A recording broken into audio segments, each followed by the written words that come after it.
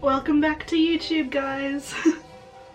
Hopefully from now on I think I'm going to try and post at least one video a month. It might not be a tutorial, or it might not be a makeup tutorial rather, probably something. And yeah, I would like to start doing things a little bit more often on YouTube because I have let it become a zombie. And here it is personified. So yeah, let's get some video. Oh hello! Do you see my lovely phone stand? The highest quality. Don't even ask me how much it cost. It cost so much. You just couldn't afford it. You couldn't afford it. Anyway, I'm gonna move this out of the shot and we'll get into the video. So it's slightly out of frame now. We'll work with that. I didn't actually need to cover this eyebrow. I just started doing it because I'm not used to filming. I won't speak in the camera a lot because I just have the camera mic and it's not very good, so we're going to go to voiceover Christine now that my eyebrow is covered. And we're going to regret that as voiceover Christine is sick. It's not COVID, the test was negative. But hello, it's been a while and we're getting into this by blocking out the areas for my zombie skin red and the skeleton with white.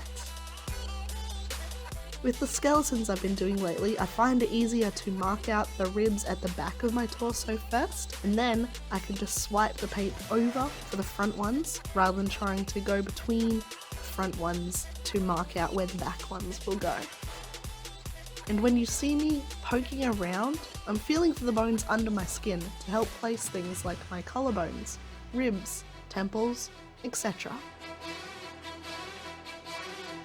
And the YouTube logo will be my skull's eye socket, as is the trend for my social media zombie series, which you can see the rest of on my Instagram at pigeon_pie_art.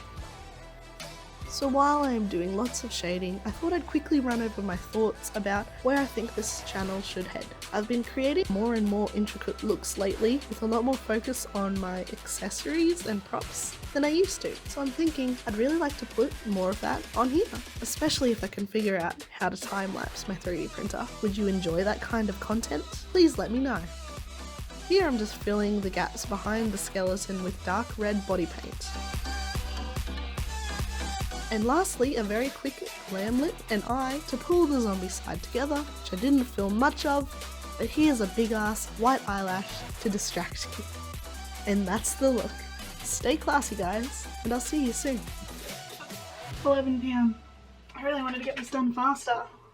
Oh well, here's what it is.